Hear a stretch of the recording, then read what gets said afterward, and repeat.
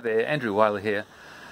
More recently I've been working with advanced levels of English with people living in Australia, and the one thing that's come up sort of to the fore, which has been really interesting for me, because somehow you assume these things, but somehow what came out has been really interesting for me, because it makes such a big difference to the outcomes and the level of confidence you can actually achieve, or the skills you can achieve. So I'll start off with an analogy.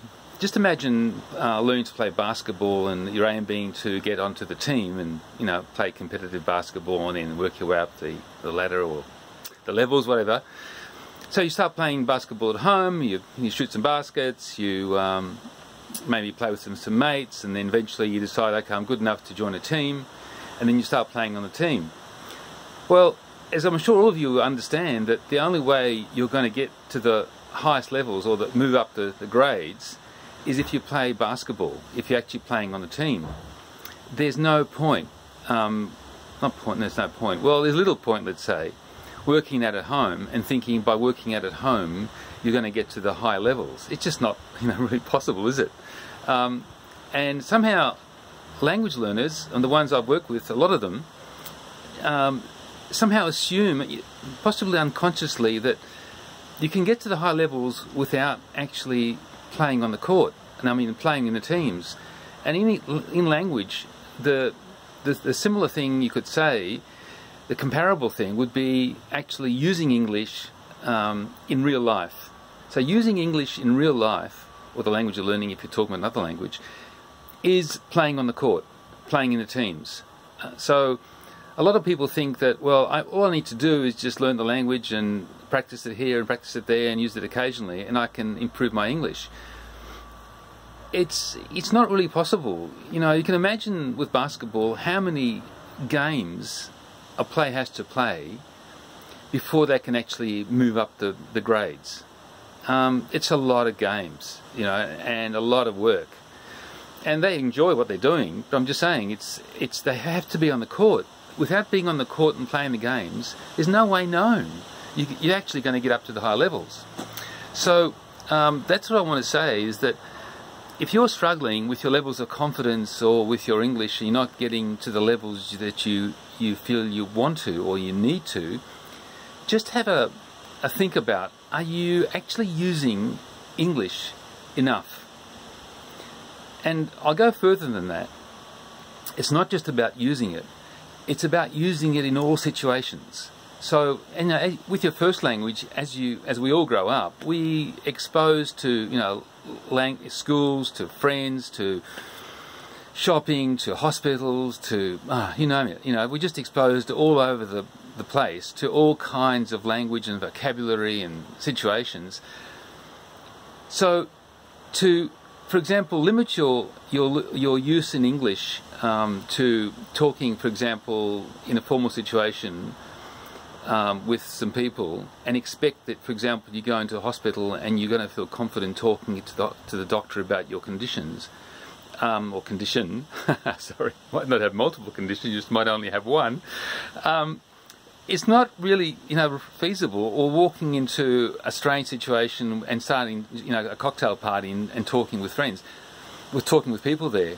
You can't realistically expect to be confident to be able to cope with that. So the only way you can expect to grow your confidence in multiple and various situations is to actually talk and interact in multiple and various situations a lot of the time. That's the way you're going to grow your confidence and your fluency. I mean, in my opinion, there's no other way. You have to expose yourself to a lot of language all over the shop, all over the place. Now, I'll bring in another analogy from the basketball area. Now, in basketball, what happens is that your skills are, how can you say it? Your skills are measured by the quality of the competition.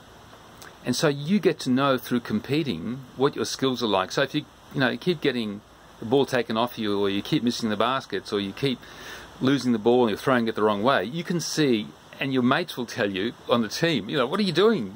Get your act together. So you get immediate feedback from the opposition and from your team. Now, in speaking English, that feedback is not there most of the time. I mean, you do get some feedback, especially at the lower levels. You know, excuse me, what did you say? But as you get better and better, you're going to get less and less feedback. And feedback is what enables us to improve.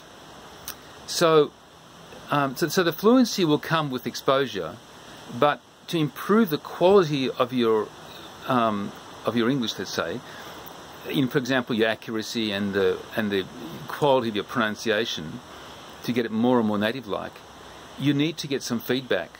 So there's two ways of getting feedback. One is you provide it for yourself, and you can't expect others to keep telling you what to do. I mean, or giving you feedback. It doesn't happen, especially at the higher levels. It's just not going to happen to you.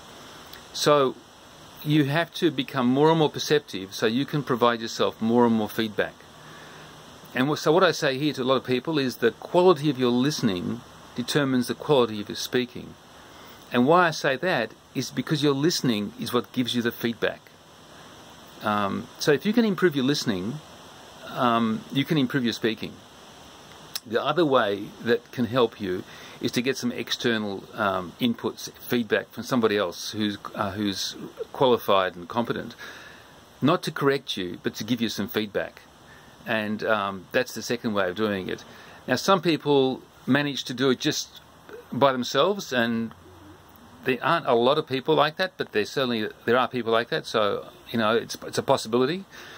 And some people, they seek external feedback. So that's also a possibility. But that sort of analogy from basketball really works well in English, because you get to sort of realise that the importance of feedback, and so you need to get the feedback in whatever way you can get it.